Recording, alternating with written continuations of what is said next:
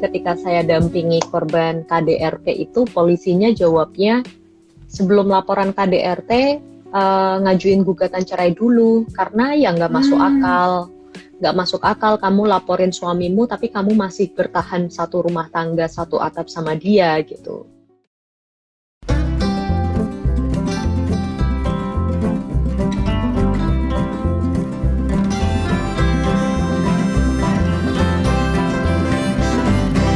Install, yang bikin melek hukum memang Klinik Hukum Online.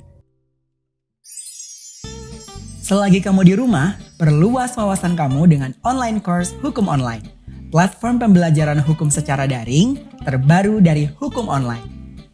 Melalui online course, temukan materi pembelajaran dari para pengajar kompeten dengan harga terjangkau mulai dari Rp149.000. Selain itu, materi belajar juga bisa kamu akses selama 1 tahun penuh. Jadi, kamu bisa atur waktu belajarmu kapanpun dan dimanapun. Jadi lebih fleksibel kan? Kunjungi learning.hukumonline.com dan temukan kelas favoritmu sekarang.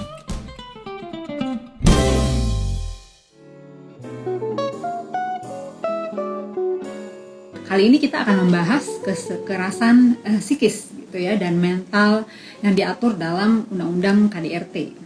Kita langsung ngobrol aja nih ya. Tadi saya sudah coba memperkenalkan tuh Veda tentang koneksi gitu ya. Koneksi kan platform yang dibuat kerjasama antara Justika dengan The Asia Foundation ya, juga ini didukung penuh oleh Klinik Hukum dan Hukum Online.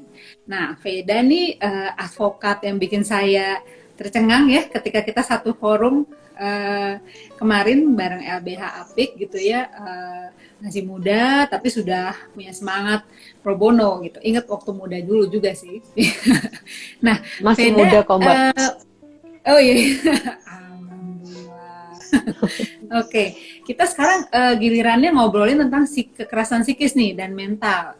Ternyata banyak Iya, yang Mbak. belum ngeh nih ya. Mungkin Veda juga udah sering dapat curhatan dari klien-klien gitu ya, baik klien pro bono atau komersil. Atau Veda nih kalau untuk KDRT selalu pro bono atau gimana nih Veda biasanya?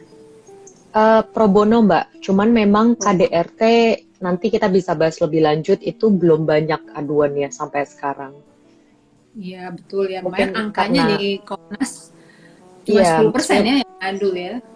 betul yang mengadu itu kan sebenarnya kayak fenomena gunung es ya, yang lapor tuh yang memang sudah taking the extra miles untuk memberanikan diri melapor dengan segala macam pertimbangan, apakah itu ada ketergantungan ekonomi atau masih ada perasaan menjaga rumah tangga, banyak hal yang masih menjadi faktor untuk korban itu mau melapor. Jadi memang jumlahnya masih belum banyak. Kita mungkin langsung aja kali ya Veda, kita bahas Boleh Mbak. sebenarnya diatur secara jelas atau enggak sih soal kekerasan psikis dan mental di dalam Undang-Undang KDRT? Silakan Veda. Ya, terima kasih Mbak Ade. Sebelumnya perkenalkan dulu, saya Justitia Vila Veda, biasa dipanggil Veda. Saya adalah mitra dari Koneksi untuk advokat pro bono menangani kasus kekerasan dalam rumah tangga. Nah, kalau untuk menjawab pertanyaan Mbak Ade, di Undang-Undang Penghapusan Kekerasan dalam Rumah Tangga itu secara jelas di pasal 7 diatur definisi dari kekerasan psikis. Di sini tidak dipakai istilah mental ya, jadi kekerasan psikis saja, yaitu perbuatan yang mengakibatkan ketakutan, kemudian hilangnya rasa percaya diri, hilangnya kemampuan untuk bertindak, menjadi tidak berdaya, atau penderitaan psikis berat lainnya yang ini spektrumnya bisa sangat luas nih Mbak. Nah kalau kita lihat dari rumusan pasalnya kan fokusnya ke akibatnya ya, akibatnya yang dirasakan ada takut, rasa tidak berdaya dan segala macam. Tapi kemudian kalau kita lihat di praktiknya di kasus itu bisa berbagai macam tuh bentuk kekerasan psikisnya Mbak, begitu. Mungkin ketakutan itu juga kemarin tuh dapat di platform Koneksi tuh ya, takut dosa gitu ya dia bilang, atau kalau ngadu takut nggak digaji gitu ya, kayak sesi minggu lalu gitu ya. Itu mungkin, nah itu biasanya pembuktiannya gimana tuh Veda untuk kekerasan psikis? Nah, Kita perlu ini ini sih junto ke Undang-Undang Kesehatan Jiwa atau sebenarnya Undang-Undang KDRT itu udah cukup sekali sebenarnya mengcover para korban KDRT ini untuk minta perlindungan gitu. Iya Mbak, ini kalau saya lihat dari berbagai putusan pengadilan sih memang pada akhirnya kekerasan psikis ini dibuktikan menggunakan visum et repertum yang psikiatrikum ya. Jadi ada pemeriksaan forensik psikis dan di situ memang melalui mungkin beberapa sesi sampai kemudian muncul visum itu, dan saya melihat memang banyak putusan pengadilan yang dengan pasal untuk yang pasal kekerasan psikis itu kan pasal 45 ya, itu mereka beban pembuktian utamanya mereka acukan ke visum itu tadi. Meski sebenarnya kalau kita lihat ya ini agak-agak susah nih Mbak, karena kita bicara tentang kekerasan psikis ya. Ini kan hal yang tidak sekentara luka fisik seperti itu. Jadi bisa jadi ketika saat divisum ini kan juga ada salah satu tantangannya, misalkan kekerasannya sejak kapan, terus baru lapor kapan, itu kan ada jeda waktu, dan situ mungkin telah terjadi adaptasi secara psikis terhadap kekerasan, itu kan hal yang menyedihkan sebenarnya.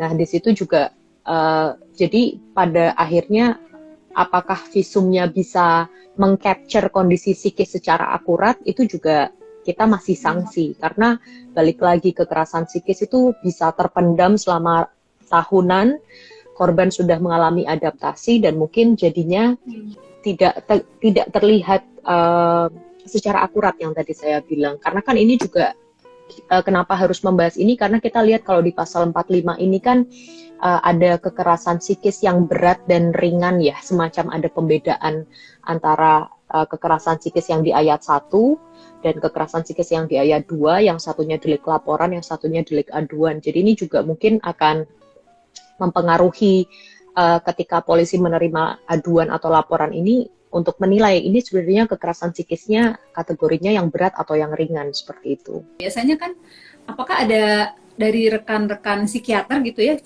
profesi psikiater itu ada keterkhawatiran untuk terlibat, atau mereka sebenarnya cukup support gitu ya untuk rekan-rekan advokat yang membutuhkan visum dari psikiater nih? Nah, kalau itu sih yang saya lihat teman-teman psikiater sangat kooperatif Mbak untuk bantu teman-teman advokat yang mendampingi korban ya. Juga sebenarnya terlepas dari kita bicara psikiater, apakah itu yang dari swasta atau yang memang bermitra sama pihak negara, itu kan ada di dalam undang-undang PKDRT sendiri kan sebenarnya ditekankan perlunya pemulihan bagi korban, bahkan ditekankan secara spesifik lagi kerjasama dan koordinasi pemulihan. Itu kemudian diatur lebih lanjut dalam peraturan pemerintah nomor 4 2006 kalau tidak salah tentang kerjasama pemulihan itu.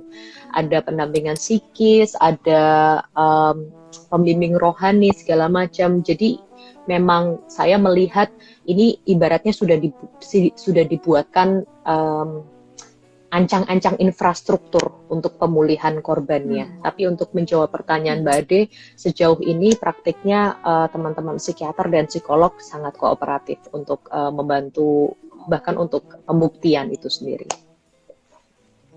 Syukur gitu ya sebenarnya. Jadi karena kan memang kalau psikis cukup abstrak gitu ya, karena nggak ada biru, nggak ada lebam gitu ya. Jadi benar-benar sangat tergantung dari bagaimana rekan profesi psikiater untuk membantu korban membuktikan kekerasan yang dialami gitu ya.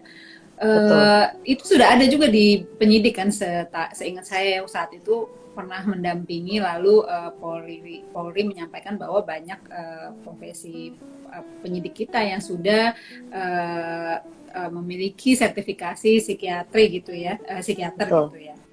Betul, ya memang ada unit PPA kan ya Mbak sekarang, perlindungan perempuan dan anak kalau tidak salah, dan biasanya koordinasi dengan P2TP2A itu saya agak lupa kepanjangannya, dia di bawah Kementerian Pemberdayaan Perempuan dan Perlindungan Anak, dan memang di P2TP2A ini juga saya melihat sudah cukup komprehensif layanan yang dimiliki, bahkan sampai pendampingan hukum untuk korban KDRT itu sudah ada. Cuman memang mungkin belum optimal sih Mbak dalam prakteknya. Oke. Nah, biasanya kesulitan atau menemui kesulitan atau tantangan sendiri nggak sih untuk menarik ketika karena tadi cuma 10% gitu ya yang melakukan pengaduan, mungkin nggak tahu gitu ya bahwa ternyata di polisi itu sudah ada supporting system seperti itu, atau mencari Veda di mana kan juga banyak yang nggak tahu gitu ya. Makanya ini kita coba mensosialisasikan platform koneksi, mempertemukan Veda dan teman-teman gitu ya yang mau membantu korban KDRT dengan lalu kita mencari korban KDRT untuk kita beritahu bahwa ada platform koneksi gitu ya. Nah sebenarnya ketika aduan itu sampai ke Veda tuh biasanya pertama kali mereka tuh perlu dibantu apa tuh? Apakah sudah sangat krisis gitu ya, sudah sangat kronis kekerasan yang dia alami, atau masih perlu Veda bantu supaya mereka bisa menyampaikan masalahnya mereka? Beraneka ragam sih Mbak, kalau saya bilang, meski kasusnya tidak banyak, dalam artian kalau selama pandemi ini kan sebenarnya berbagai macam kasus berbasis gender, kekerasan berbasis gender itu banyak masuk aduan ya. Kalau untuk KDRT saya melihat ada yang masih ragu-ragu, masih dalam kondisi mempertanyakan apakah benar yang dia alami itu KDRT, apakah itu kekerasan, apalagi nih kalau kaitannya dengan marital rape. Ini mungkin agak bergeser sedikit dari kekerasan psikis ya Mbak, cuman sebenarnya kan kekerasan psikis dan kekerasan fisiknya nih berkelindan nih. Selain itu ada juga yang memang udah full blown kekerasan, udah full blown KDRT, sudah kelihatan memang percobaan bunuh diri, depresi berat, itu juga ada yang kasusnya sudah sampai ke eskalasi yang sangat tinggi. Nah, baik dalam kasus yang masih mempertanyakan ini KDRT atau bukan, sampai ke yang sudah kentara dampak ke psikisnya, itu saya selalu membutuhkan bantuan kawan-kawan psikolog atau pendamping psikososial untuk bisa bicara kepada korban. Karena saya tidak berani langsung menanyakan kronologi kecuali memang korbannya sudah siap dan nyaman untuk bercerita. Jadi membangun trust dan ruang amannya untuk korban bisa cerita ke kita, karena kan pasti mereka perlu percaya sama kita bahwa kita bisa keep kasusnya dengan rahasia, kita juga tidak judgmental, karena masih banyak juga orang-orang yang judgmental dengan kasus KDRT seperti itu. Betul-betul, ini tantangan sendiri ya buat kita para advokat gitu ya. Niat baik tuh sebenarnya belum cukup gitu ya untuk membantu, tapi kita memang butuh keterampilan untuk menyampaikan keterampilan empati gitu ya sebelum kita menyalurkan niat baik kita menolong para korban KDRT ya. Salah-salah mereka akhirnya menutup diri gitu ya. Pernah nggak ketemu yang seperti ini nih Veda? Maksudnya dia pelaku gitu ya, tapi sebenarnya dia sendiri adalah korban panjang dari kekerasan psikis dan mental gitu. Kalau dari beberapa kasus yang masuk ke saya sih Mbak, jadinya lebih ke jadi pelaku lebih karena dia membela diri sih Mbak. Jadi nggak bisa dibilang sebagai pelaku juga pada akhirnya, karena mungkin ini juga konteksnya lebih ke kekerasan fisiknya Mbak. Jadi ketika terjadi baku hantam gitu di rumah tangga, terus udah mau nusuk gitu kan ya, terus di-tackle sama istri. Nah jadi lebih ke menurut saya masuk ke pembelaan diri. Tapi itu juga sangat mungkin terjadi sih Mbak, karena saya juga jadi baca-baca jurnal tentang ini ya, dampak psikis, dampak trauma psikis terhadap korban kekerasan kepada istri atau siapapun, tapi juga yang paling parah sebenarnya ke anak. Itu akan sangat mempengaruhi perspektif dia tentang kekerasan dan hubungan dan kehidupan ke depannya. Nah, sebenarnya kan di undang-undang KDRT itu satu bukti cukup ya, satu saksi ya?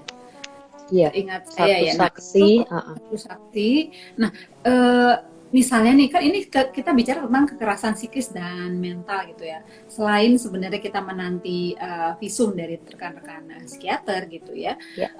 Lalu ketika pengalaman peningkatan dari penyelidikan ke tahap berikutnya, bagaimana tuh? Apakah dibutuhkan bukti-bukti lain yang pengalaman Veda gimana tuh bukti supporting bukti lainnya gitu ya selain dari si psikiater ini gitu. Ya, kalau yang saya lihat Mbak, sebenarnya selain sebelum sampai ke visum yang psikiater, itu biasanya mungkin korban sudah berkonsultasi ke psikiater lain yang sifatnya tapi bukan untuk pemeriksaan forensik ya. Jadi atau misalkan sudah percobaan bunuh diri sampai harus dirawat di rumah sakit, terus ada rekam medisnya. Rekam medisnya menyatakan bahwa memang suicide attempt, memang percobaan bunuh diri dengan misalkan menelan, misalkan dengan overdosis seperti itu. Nah, dengan itu saja saya lihat ada kasus yang bahkan sampai di tingkat banding itu masih dikukuhkan sama hakim, dan itu cukup untuk pembuktian hakim itu masuk ke dalam kekerasan psikis yang berdampak berat bagi korban. Begitu. Jadi kayaknya memang iya, tapi ini sih Mbak, ini variatif sekali sih. Saya juga baca beberapa putusan lain yang kemudian ada majelis hakimnya nanya, Ibu, tapi masih bisa bekerja tidak? Masih bisa beraktivitas tidak? Jadi misalkan masih bisa ngantar anaknya sekolah, masih bisa ke pasar, dan kemudian dengan pertimbangan itu dikategorikan sebagai kekerasan psikisnya tidak memiliki dampak yang berat terhadap korban. Itu kan menurut saya simplifikasi ya Mbak, hanya karena seseorang pergi ke pasar yang memang itu kebutuhan buat masak, buat makan keluarga, itu nggak cukup untuk menyimpulkan bahwa kekerasan psikisnya tidak berat. Nah, dari pertanyaan-pertanyaan yang seperti itu jadinya memang hukumannya ringan, berapa bulan saja, dan masuknya ke kategori yang kekerasan psikis dengan dampak yang ringan seperti itu. Oke, kalau misalnya mungkin di sini ada adik-adik mahasiswa hukum gitu ya, bentuk-bentuk pengadilannya sebenarnya terbuka atau tertutup sih Veda? Mungkin bisa kita infokan agar para korban tidak ragu untuk mengadu melalui koneksi gitu. Sepanjang pengalaman saya tertutup ya Mbak ya, atau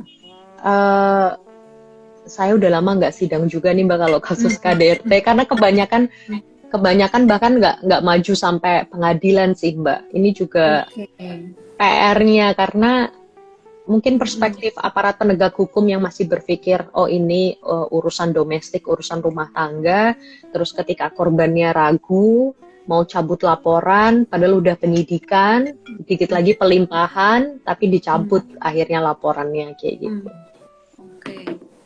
Iya sih ya, benar. Saya pernah ketemu ya lumayan sering kali, kita baru sampai di tingkat penyelidikan ya, polisinya akhirnya mencoba mungkin ini didamaikan aja atau dipilih upaya perdata dan lain-lain gitu ya. Seringkali saya sendiri pun juga seperti itu gitu ya, menyarankan untuk mereka akhirnya cari selamat dulu gitu ya, kita pisahkan lalu meyakinkan mereka apakah misalnya perkawinannya mau dipertahankan atau enggak. Akhirnya kita upayanya ke perceraian gitu ya. Dan memang ini jadi PR, kekhawatiran sendiri misalnya apakah sebelum pelaku ini kita beresin sakit jiwanya gitu ya, maksudnya berbakat melakukan kekerasan psikis dan lain-lain, khawatirnya begitu dia kita selamatkan dari satu kekerasan, tapi dia melakukan kekerasan dengan pihak lain nantinya. Kalau yang verbal itu masuk kekerasan psikis nggak sih gitu ya? Terus selalu ada juga pertanyaan, ada daluarsa nggak nih Mbak, jarak waktu setelah kejadian KDRT psikis sampai membuat laporan di kepolisian. Nah, hal-hal ini kan ada verbal abuse termasuk KDRT psikis. Nah, mungkin kita bahas langsung ke pertanyaan nih, gimana menurut saya? Boleh. Kalau bentuk-bentuk kekerasan psikis memang bisa sekali dilakukan secara verbal ya, atau bahkan bisa saya bilang mayoritas dilakukan secara verbal lewat kata-kata yang merendahkan, mengancam, kemudian mengolok-olok, memarahi seperti itu, atau bahkan dengan tidak berkata-kata sama sekali, dengan mendiamkan. Karena saya juga waktu tadi searching putusan, mempelajari putusan, ada kekerasan psikisnya berupa didiemin, jadi nggak diajak ngomong sama sekali, dianggap nggak ada. Istrinya jadi sangat depresi karena perlakuan itu. Nah itu juga dikategorikan sebagai kekerasan psikis. Jadi bisa sekali dalam bentuk kekerasan verbal, dan itu bisa macam-macam. Ya kadang mungkin Gitu. ada gap komunikasi juga ya, pas kalau di yang pernah saya temuin tuh sindrom ketika habis melahirkan gitu ya, dua-duanya sama-sama stres gitu ya, atau lalu akhirnya dialihkan gitu ya perhatiannya, ya, mereka didiamkan lalu merasa nggak diperhatikan, padahal mungkin maksud suaminya mau mendukung gitu ya. Nah ini hal-hal yang ada gap juga di komunikasi gitu. Jadi kalau daluarsa tadi gimana tuh Veda untuk dari jarak, dari kalau psikis sih rata-rata panjangnya kalau nggak salah Veda ya, maksudnya tidak satu kali verbal kekerasan, tapi biasanya berulang kali dan jadi kebiasaan gitu kalau yang saya gitu. Kalau Veda gimana tuh? Iya, betul. Dan kayaknya harus kita balikin ke ketentuan KUHP deh, Mbak, tentang aturan daluarsanya. Jadi kalau kita lihat di pasal 45 tentang kekerasan psikis, katakanlah kita pakai yang ayat 1 ya, hukuman pidananya itu paling lama 3 tahun. Nah, kalau pidana 3 tahun ini kita bisa lihat di pasal 78 ayat 1, butir 3 KUHP tentang daluarsa. Kalau yang maksimal 3 tahun ini akan daluarsa setelah 6 tahun semenjak tindak pidana terjadi. Jadi dalam periode itu masih bisa dilakukan ya Mbak, apalagi tadi yang Mbak Ade bilang mungkin kekerasan psikisnya terjadi berulang kali, jadi daluarsanya ini mulainya jadi terus mundur nih. Betul. Kita bisa pakai jadi dari yang terakhir gitu ya. Betul sekali. Tapi hebat banget sebenarnya para korban KDRT yang bisa bertahan lebih dari 1 tahun, 2 tahun gitu ya. Karena ada sih memang yang akhirnya bertahan bahkan 15 tahun gitu ya, hidup dalam kekerasan, lalu begitu anaknya sudah besar, akhirnya anaknya lah yang mendorong dia untuk mengadukan kekerasan, tekanan mental yang dialami belasan tahun tersebut gitu ya, biasanya. Nah ini ada yang bertanya, kira-kira bisa dapat bantuan dari psikolog juga nggak ya Kak? Wah ini sebenarnya kalau tadi menyimak ya, Kak Veda sempat cerita tuh ya. Tapi boleh Veda disampaikan lagi supaya yang baru bergabung bisa dapat informasinya. Ya, jadi memang kalau di Undang-Undang PKDRT-nya sendiri itu sudah diatur adanya, itu satu bab ya, bab 7 tentang pemulihan korban. Dan itu termasuk ke pemulihan psikis, pemulihan fisik juga. Dan itu diatur lebih detail lagi dalam peraturan pemerintah nomor 4 tahun 2006, di mana di peraturan pemerintah itu dimandatkan supaya pihak aparat penegak hukum dengan penyedia layanan psikologis, dengan pendamping sosial, dengan pendamping rohani itu bisa saling berkoordinasi dan bekerja sama dalam mengusahakan pemulihan korban. Jadi jawabannya sangat bisa. Bahkan ketika datang mengadukan atau membuat laporan di polisi, nanti masuk ke unit PPA, itu biasanya bisa dirujukan ke P2TP2A. P2TP2A tadi unit di bawahnya Kementerian Pemberdayaan Perempuan dan Perlindungan Anak. Itu juga mereka punya layanan yang sangat komprehensif bagi para korban, termasuk korban KDRT, bahkan sampai rumah aman itu juga ada untuk korban, untuk para korban, begitu. Jadi memang sebenarnya sistemnya sudah bisa kita gunakan gitu ya, dengan segala keterbatasannya tentu ya. Mungkin kadang-kadang ya tadi kita para penegak hukum punya keterbatasan dalam menggali informasi, kemudian kita juga bertemu dengan para korban yang dalam tekanan gitu ya. Mungkin kemarin juga habis ngobrol dengan NU gitu ya, teman-teman Fatayat NU cerita soal korbannya tidak keluar-keluar. Ini juga pernah saya alami sendiri, seperti minggu lalu saya sampaikan gitu ya, korbannya di kamar mandi nggak keluar-keluar gitu ya. Itu kekerasan psikis biasanya. Kekerasan fisik biasanya ya. Nah, kalau kekerasan psikis ini memang kayak banyak yang ragu gitu ya. Saya nggak tahu, saya nggak punya bukti gitu ya. Saya nggak ada yang lihat gitu ya. Nah, kalau misalnya yang melihat adalah anak nih, Veda, pernah nggak sih pengalaman anak diajak menjadi saksi gitu ya dalam kekerasan psikis?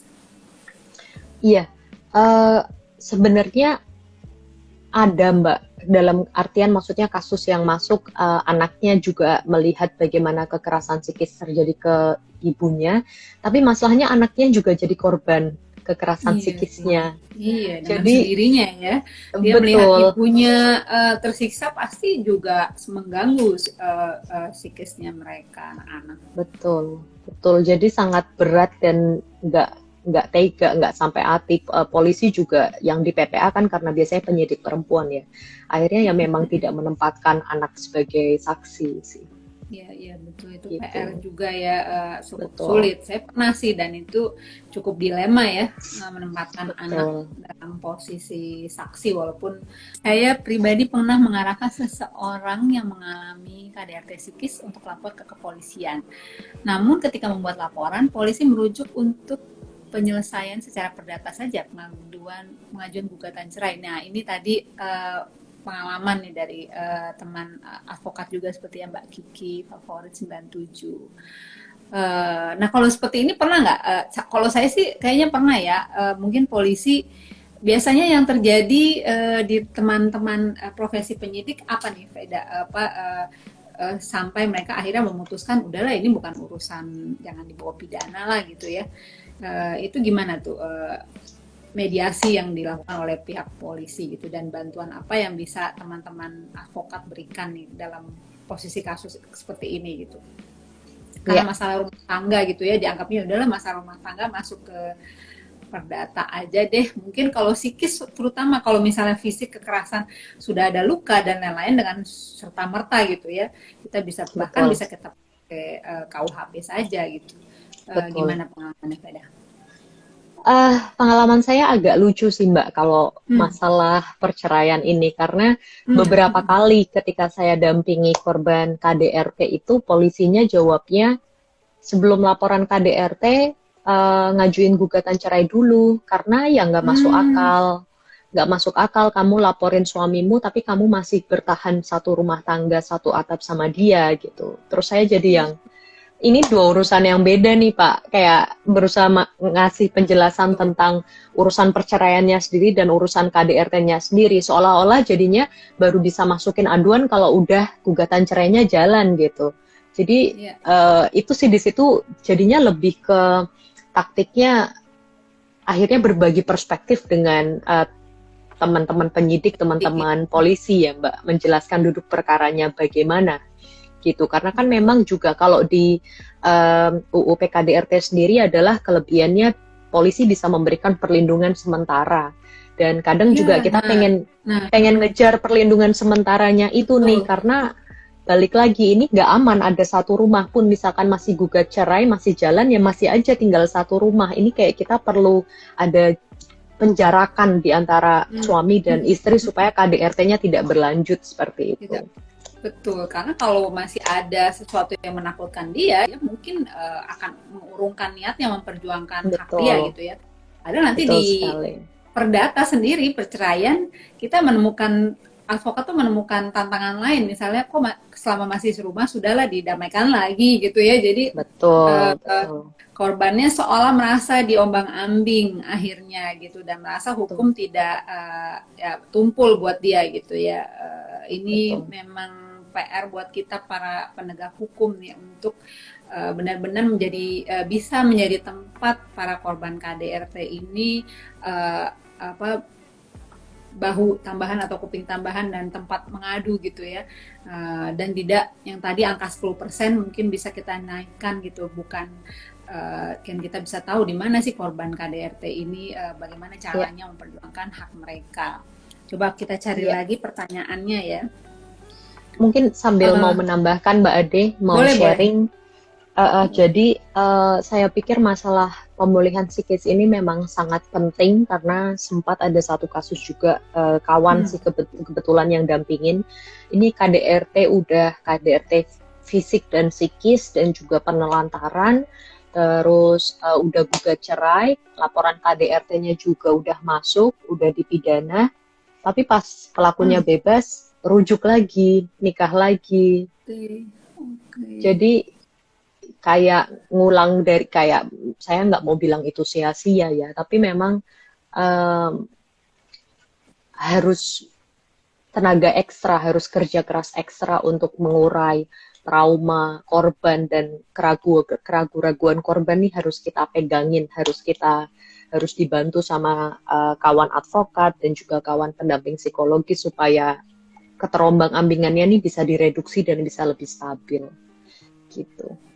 Iya nih, banyak nih yang misalnya Mbak Marisa juga bilang dia ada temen gitu ya, kasus kekerasan verbal tanpa saksi, lalu pas lapor ke polisi disuruh damai gitu ya. Jadi mereka cuma buka-buka aib akhirnya kesannya gitu ya, tanpa Betul. jalan keluar. Nah tadi juga kita para advokat sering dilema sendiri gitu ya, ketika kekerasannya sudah kita bantu untuk diselesaikan secara jalur hukum, lalu mereka di sisi lain akhirnya secara perdata kemudian rujuk. Kita belum yakin apakah kesehatan jiwa ketika mereka berbakat untuk melakukan kekerasan itu sudah sembuh, sudah hilang dan tidak potensi muncul lagi di kemudian hari gitu ya.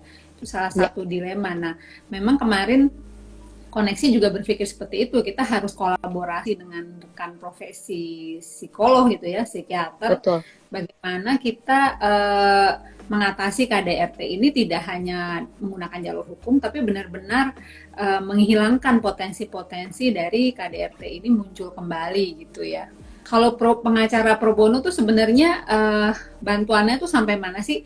Sampai mana dia benar-benar tidak mengeluarkan uang gitu ya, apa arti pro bono mungkin di sini maksudnya. Kemudian yang kedua, kalau kekerasan terhadap pria ini masuk nggak sih di dalam undang-undang KDRT? Artinya kekerasan terhadap ya, pihak suami di sini ya, atau mungkin ART pria atau hal-hal yang terkait dengan pria gitu, laki-laki. Gimana, Feda? Kalau untuk advokat pro bono, pertama sebenarnya ini harus berangkat dari salah satu kewajiban advokat pro bono diatur dalam undang-undang advokat ya, bahwa memang para advokat harus meluangkan sekian jam untuk melakukan pelayanan pro bono untuk kawan-kawan yang memang membutuhkan. Dan saya bisa terangkan kalau kawan-kawan di Koneksi, advokat-advokat yang di Koneksi ini melakukan layanan pro bono karena memang adanya satu kekhawatiran yang luar biasa atas meningkatnya jumlah kasus KDRT selama pandemi ini. Jadi untuk konsultasi via platform Koneksi tentunya tidak ditarik biaya sama sekali. Dan kalau kita bicara tentang advokat pro bono dalam konteks dari law firm atau dari kantor hukum tertentu ya, kalau kita bicara masalah biaya, setahu saya praktiknya untuk konsultasi, untuk pendampingannya itu tidak dikenakan biaya, tapi mungkin ada biaya operasional kayak untuk transportasi, untuk fotokopi. Mungkin itu nanti bisa dibicarakan lebih lanjut apakah akan 50-50 dengan korbannya atau semuanya akan ditanggung oleh korban, atau itu arrangement-nya nanti bisa dibahas lebih lanjut dengan kawan-kawan advokat pro bononya. Tapi yang bisa saya tegaskan kalau untuk ekspertisnya itu selama judulnya adalah layanan pro bono maka tidak dipungut biaya sama sekali. Begitu. Ada pertanyaan kedua tadi yang belum dijawab, yang kekerasan terhadap pria ya? Ya, pria itu yang penting ya. Iya. Gimana? Jadi sebenarnya kalau kita lihat di Undang-Undang Penghapusan Kekerasan dalam Rumah Tangga itu kan original intent atau tujuan awalnya memang untuk mengatasi semacam diskriminasi gender, tidak adanya kesetaraan gender nih antara laki-laki dan perempuan, terlebih dalam ranah rumah tangga yang mana ide dasar yang mana budaya kita tuh sangat patriarkal sebenarnya. Ya. Kita kan selalu diajarkan bahwa istri harus menurut pada suami, bahwa istri tidak boleh membangkang karena itu akan ya segala hal yang dilekatkan, segala stereotip negatif yang akan dilekatkan kalau istri tidak menuruti suami, kurang lebih seperti itu, dan itu menyebabkan subordinasi terhadap perempuan. Makanya kalau dilihat sebenarnya banyak sekali terminologi perempuan, istri di dalam Undang-Undang PKDRT. Meski demikian, ini tidak menutup kemungkinan korbannya adalah laki-laki.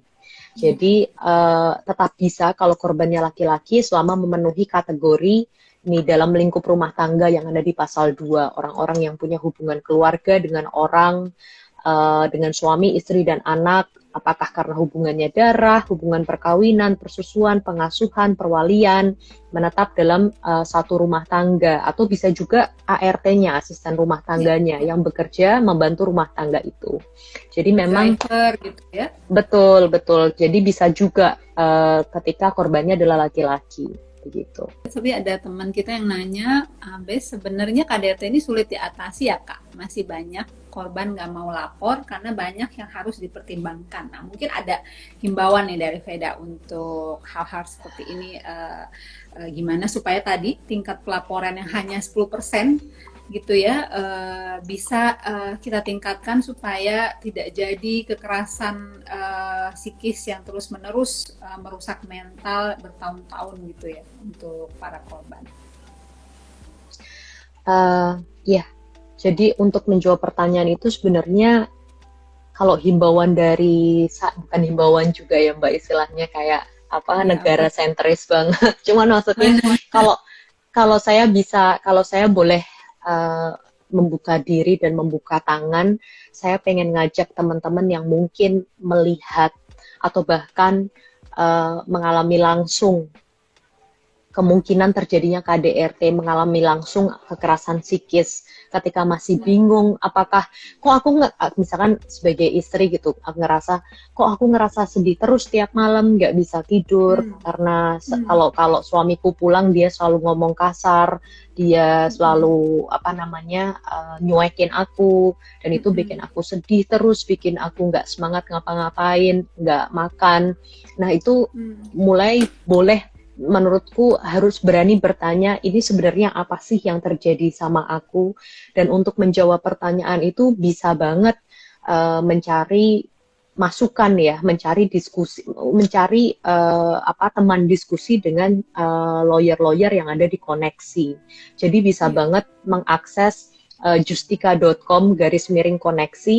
Di situ simple banget Mbak Ade. Jadi kita bisa share secara singkat apa yang terjadi sama kita, dan dari situ nanti akan ada diskusi, ada obrolan lah, model seperti chatting gitu ya sama teman-teman di koneksi, lawyer-lawyer di koneksi. Nah di situ bisa dapat insight yang harapannya bisa menguatkan, paling tidak ada closure sama diri sendiri, ada ketegasan sama diri sendiri, penerimaan bahwa oke, ternyata yang aku alami adalah kekerasan psikis. Ini KDRT loh, padahal memang nggak ada lebam-lebam, tapi aku stres, aku depresi, aku sedih, nggak bisa makan, segala macam, itu termasuk kekerasan psikis.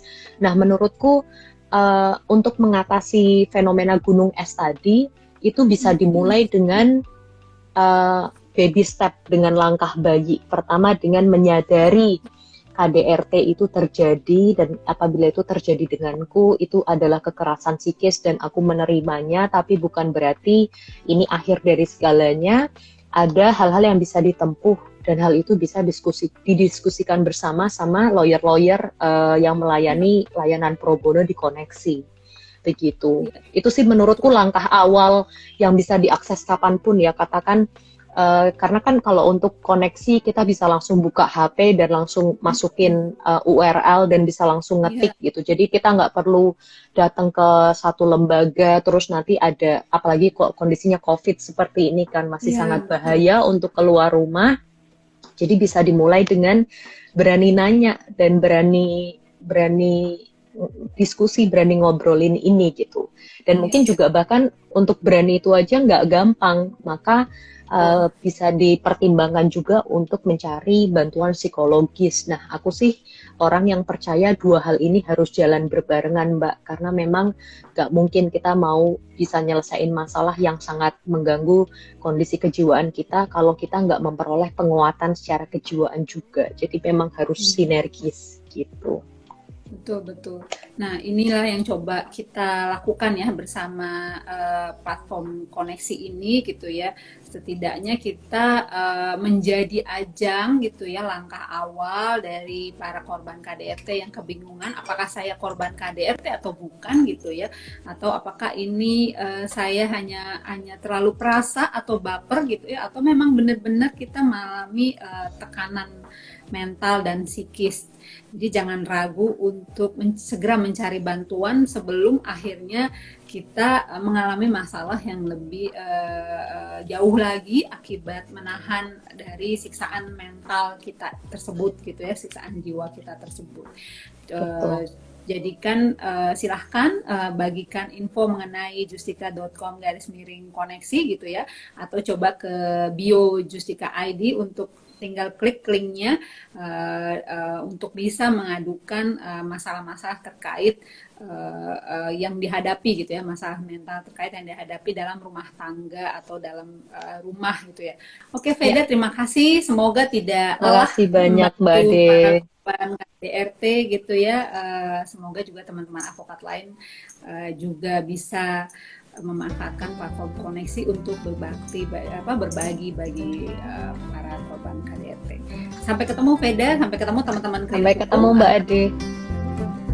Dengarkan obrolan seru lainnya di playlist Install hanya di YouTube channel Klinik Hukum Online.